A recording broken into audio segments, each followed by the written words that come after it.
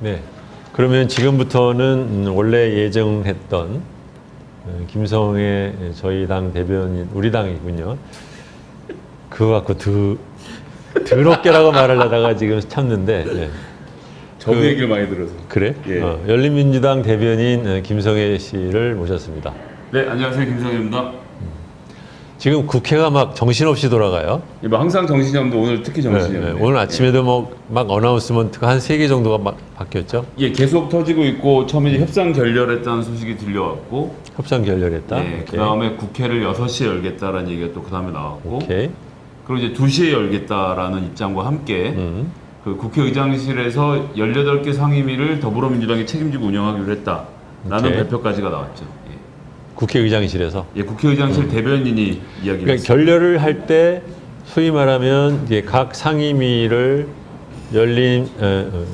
더불어민주당에서 다 위원장을 하기로 합의가 된 것은 아니지만 하는 것을 양해하는 쪽으로 결렬이 난 건가요? 뭐 이제 협상장 상황을 놓고 보면 그럼 니 다 하세요 그러고 있으니까 나간 나겠죠. 거니까. 예, 예. 그러니까 지금 16명의 상임위원장을 다 요번에 임시국회 18명. 18명을 예. 다 더불어민주당으로 하는 것을 적어도 막지는 않겠다. 18명이 해라. 정확히는 오케이. 하도록 맡긴 거고요. 대신 상임위원으로 본인들도 국회는 참여하겠다라는 오케이. 입장을 같이 밝혔습니다. 명단도 자기네들이 미통당에서 내놓겠다. 당신들이 원하는 일정에는 아니지만 우리도 명단을 내겠다. 지금 뭐 취합을 해야 된다 이런 입장을 밝혔습니다. 원래 이제 국회의장의 요구는 오늘 중으로 제출을 해라. 상임위원장이 뽑을 때 같이 명단을 집어넣게 오케이. 돼 있으니까. 근데 이제 거기에 응하지 않겠지만 여하튼 보이콧은 아니다라는 점을 이야기를 한 겁니다. 미통당은 왜 갑자기 또 그렇게 하기로 또 마음을 먹었을까요? 그러니까는 처음부터 무슨 생각을 하고 저렇게 계속해서 반대를 하는 걸까요? 처음에 사실 주호영 원내대표 같은 경우는 정확하고 정상적인 판단을 했죠.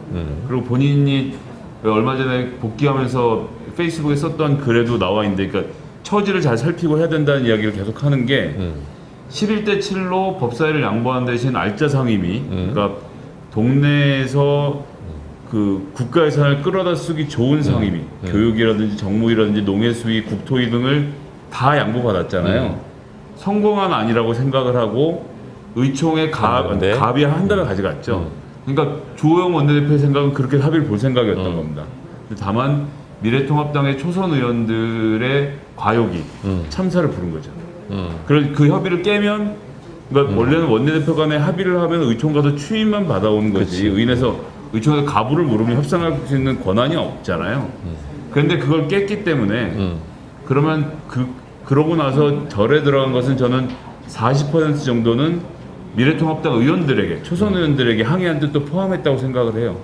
그럼 너희들이 생각한 대안은 뭐냐? 니들이 해봐. 뭐 이런 그런 거죠. 근데 실제 대안이 없거든요. 왜냐하면 김태년 의원이 11대 7 합의 볼 때 법사위를 가져오고 싶어서 사실은 무리해서 다른 상임을 다 줘버린 거예요.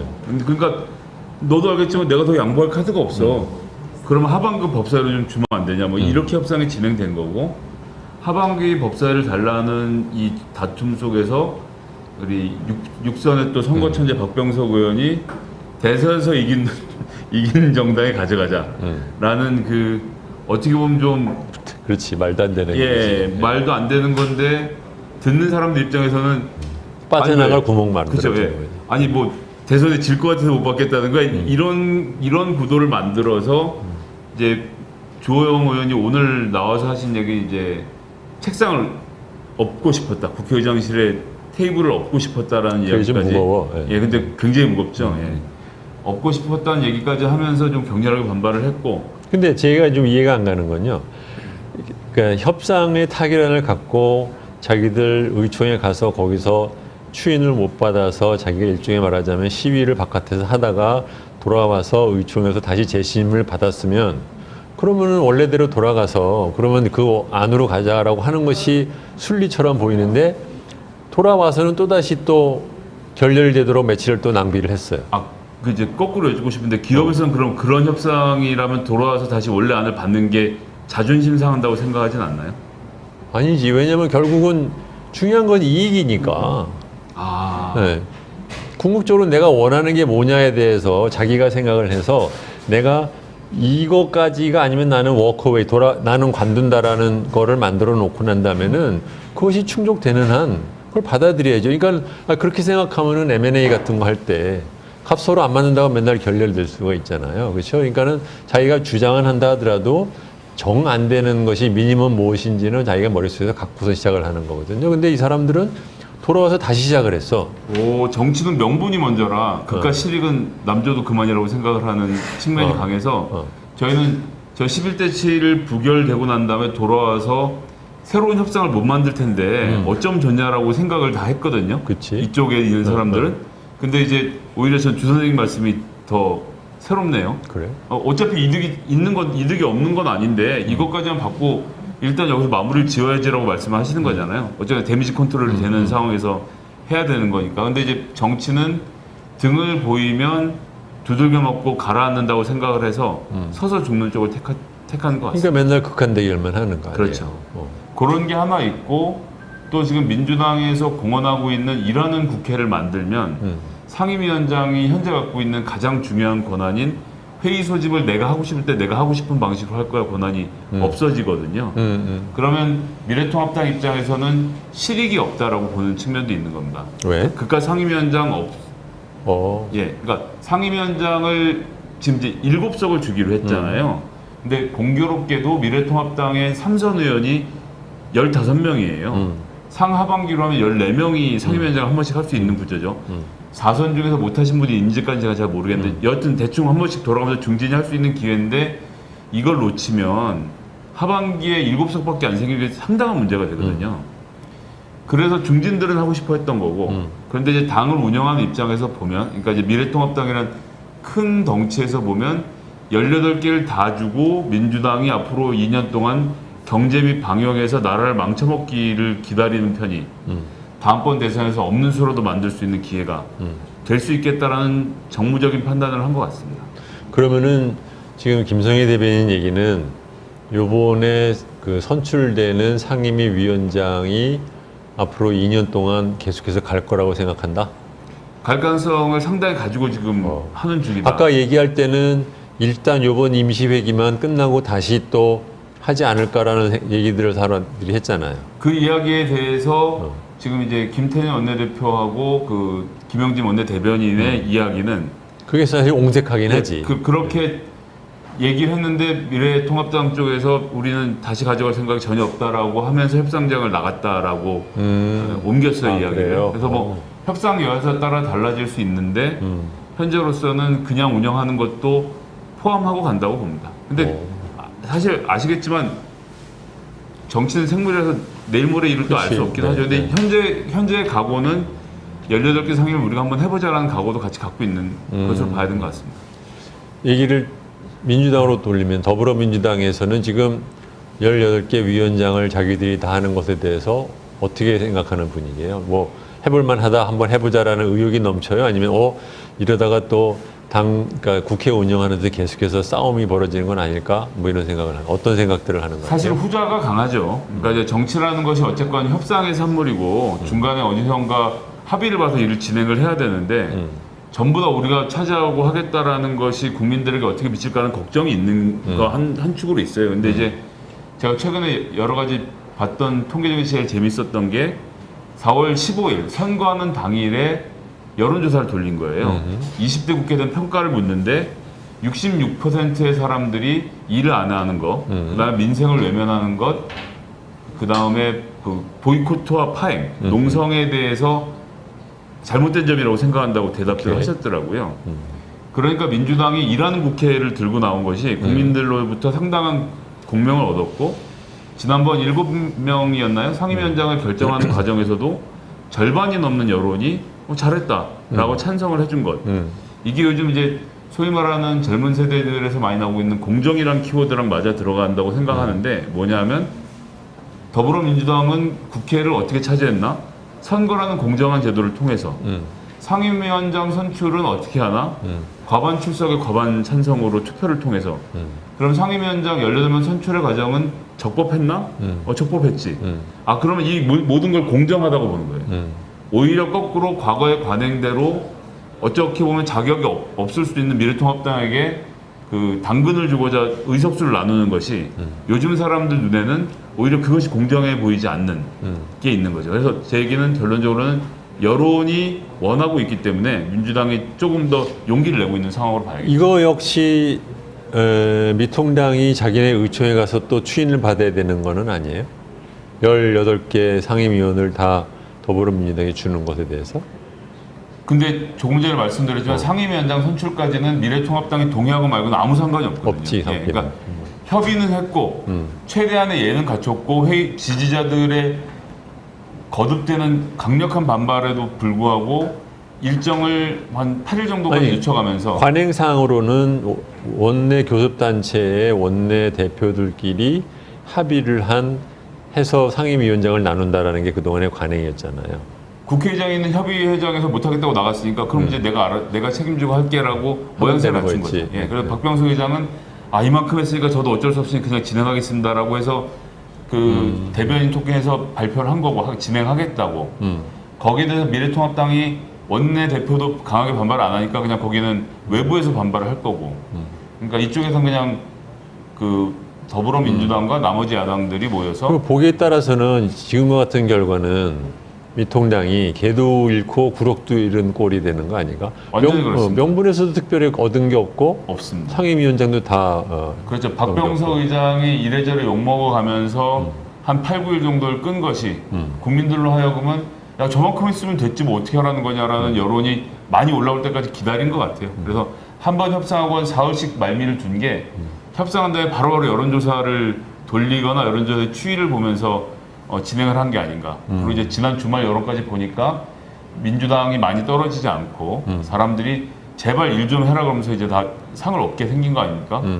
그리고 오늘 아침까지 성실하게 협상 진행하고 도저히 안 되겠다고 하니까 그러면 우리끼리라도 할게라고 한 거고 그래서 말씀드렸듯이 미래통합당도 보이콧하겠다는 말을 못하고 국회에 들어가서 싸우겠다 라고 하는 거죠. 상임위원장은 주지만 우리도 상임위 배정해서 앞으로 국회에서 싸우겠다라는 얘기를 하고 있는 상황이라서 전반적인 국민의 여론의 눈치를 보고 있다고 봅니다. 미통당 역시. 그럼요. 예.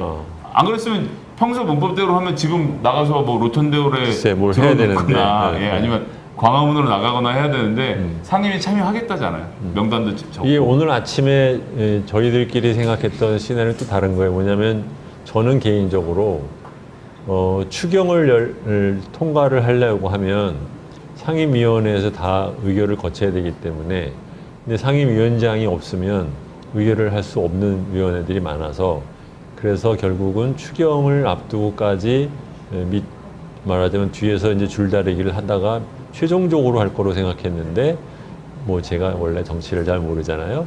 오늘 그냥 주르륵 그냥 가버리네요. 예, 뭐 일단 이렇게 가놓고 1, 2주 있다 여론이 안 좋아지거나 또는 미래통합당이랑 다시 협의가 되면 사보임이라는 제도가 있으니까요. 그러니까 상임위원장들이 사임하면 그만입니다.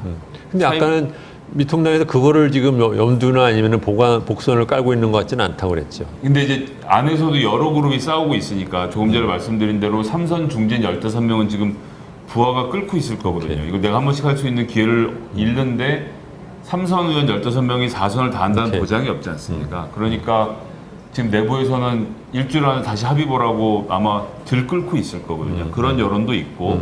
근데 한편으로는 어쨌거나 큰 말을 놓는, 그러니까 이제 장기로 이제 멀리 수를 보는 전략가들 입장에선 이깟 상임이 그냥 주고 민주당이 망하는 거를 보는 쪽이 다음번 지자체 선거랑 대선에서 우리한테 결정적인 기회가 돌아온다. 그리고 경제 성장률이 다른 선진국에 비해서 높은 것일 뿐이지 마이너스는 마이너스잖아요. 그러니까 이것이 가져올 충격, 여파 이런 것들을 더 이상 야당 발목 잡기로 변명을 할 수 없는 문재인 정부와 민주당에 이 잘해야 된다는 이 압박도 엄청나겠죠.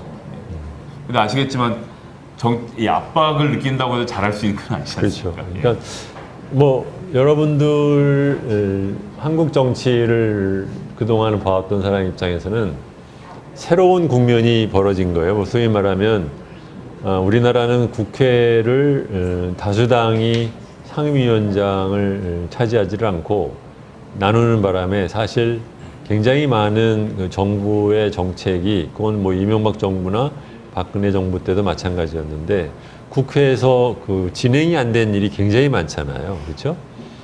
그것이 어떻게 보면 우리나라 그 정치의 큰 특징 중에 하나였는데, 그러니까 다수당이 있음에도 불구하고 정부와 다수당이 같은 당임에도 불구하고 국회에서 극렬하게 반대를 하면은 통과가 안 되는. 이게 대표적인 게 재밌는 게 그래서 그거를 20대 때 손혜원 의원이 또 동영상을 만들어서 내보내기도 했는데 박근혜 대통령이 규제 프리존법이라는 거를 그렇지. 만들고 싶어갖고 168회를 언급을 해요. 규제 프리존법을 만들어 달라고. 168번을 언급하고 이 새누리당, 자유한국당, 미래통합당도 이걸 하려고 정말 온갖 난리를 쳤는데 민주당이 딱 맞고 반대를 하니까 결국 통과를 못 시켰거든요. 그렇죠. 그러니까 이제 말씀하신 대로 그 우리나라의 관행이었죠. 그러니까 타당을 설득하지 않으면 아무것도 할 수 없는 상황이었는데 이번 국회는 만약 이대로 진행이 된다면 설득하지 않고 그 정상적인 다른 선진국들처럼 정부와 여당이 한 마음만 먹으면 정책이나 법안을 추진하는 방향으로 그렇죠. 바뀌는 것이고 대신 이제 거기에 대한 모든 책임 역시 전적으로 져야 되는 상황으로 가고 있어서 그렇죠. 저는 네. 그런 의미에서는 좀 긍정적으로 볼 수 있지 않나 싶습니다. 원리적으로 치면은 굉장히 긍정적인데 이게 현실에서 지금 어떻게 될지 굉장히 재미있는 상황이 된 거예요. 예, 이게 뭐 말 그대로 전임미답의 길이고 뭐 언론에서도 33년 만에 상임위 독점이라는 얘기가 나오고 있으니까 예전엔 그렇게 하긴 했었으니까요. 그렇죠. 처음에 할 때는. 네, 네. 그런데 이제 여야가 분점한 다음부터는 이제 바뀐 게 처음인데 근데 저는 최근에 법사위 운영하는 거 보면 근데 국회의원이 어쩔 수 없이 뭐랄까요, 그러니까 여야를 가리는 것이 아니라 정치인이기 때문에 그러니까 여당끼리 모여서 국회를 연다고 해도 장관욕을 반드시 하게 돼 있습니다. 예, 행정부에 대한 견제와 비판이라는 본연의 의무를 하지 않고는 국민들로 지지를 받지 못하기 때문에 그래서 전 상임위원회를 다 가져왔다고 해서 정부의 주장을 맹목적으로 따라가거나 뭐 이렇게 되지 않을 거라고 보고 재미있을 것 같아요. 대신에 이제 우리나라의 그 국회를 통과하는 법안들이 질이 굉장히 낮아요.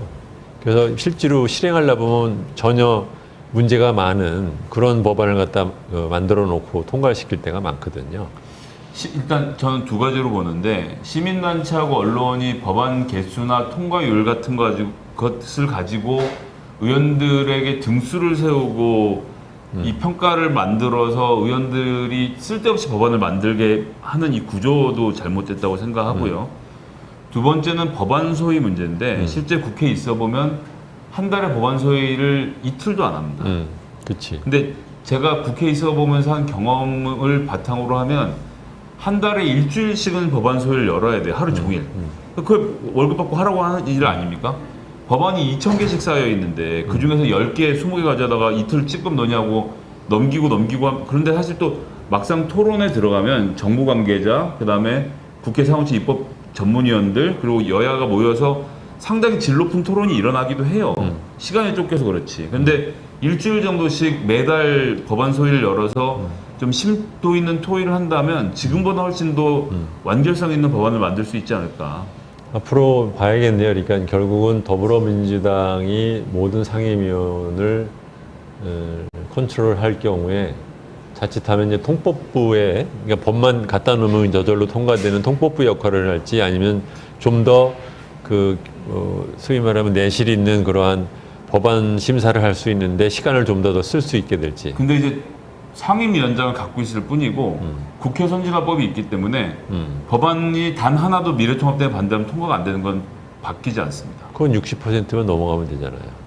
아니에요. 그러니까 국회 선진화법으로 가면 또 332일을 미뤄서 법안을 통과시키는 거기 때문에 패스트트랙으로만 가야 돼요. 패스트트랙으로 가는 수밖에 없어서 그러니까 60%를 넘어봤자 그게 패스트트랙으로 가는 것이지 그렇죠. 그대로 가는 건 아니다라는 거죠. 지금 현 구조에서는 미래통합당이 들어오면 예전하고 똑같습니다. 다만 상임위를 못 여는 정도의 버팅기기가 안 되고 큰 차이는 예, 아니다. 법사위원장 같은 건 잡고 있으니까 안건 상정은 하겠죠. 옛날엔 그렇구나. 안건 상정을 안 하니까 문제가 됐던 건데 그러나 여전히 예전과 크게 달라지는 것은 아니라서 오케이. 예, 미래통합당은 반대할 수 있는 수만 가지 방법이 나와 있습니다. 네, 방금 들으셨겠지 제가 잘못 알은 것 같아요. 그러니까 통법부가 그냥 되는 건 아닌 것 같고 앞으로 국회가 새로운 룰 아래서 어떻게 운영할지는 또 앞으로도 두고 봐야 되겠고. 이제 하나 남은 그러니까 말씀하신 통법부로 바꾸는 건 하나 있긴 하죠. 국회 선진화법을 폐지하면 됩니다. 그렇죠. 예. 네. 그거는 패스트트랙 올리면 할 수 있죠. 예. 그건 이제 서로 이제 안 보고 살자는 얘기가 되니까 못할 수도 있죠. 근데 이제 그거는 홍준표 대표 같은 경우도 그렇지. 줄기차게 주장해 왔고 과반수를 맡은 정치 집단이 책임진다는 측면에서 저는 뭐 지금 당장 그래서 없애고 투법으로 가자 이런 주장을 하는 건 아니지만 그 문제에 대해서도 우리가 좀 토론해 볼 필요는 있다고 생각합니다. 홍준표 씨가 재밌는 캐릭터인 게 가끔씩 굉장히 말이 되는 얘기를 해요. 본인 얘기가 아닐 때. 예. 그렇죠. 예. 이게 객관적으로 혼술 얘기할 때도 때는 잘해요. 굉장히 잘해요. 독특하신 분이세요. 네. 네. 자, 오늘은 뭐 일종의 말하자면 브레이킹 뉴스, 네, 그렇습니다. 속보에 해당되는 얘기는 여기까지 하겠습니다. 고맙습니다. 네, 감사합니다.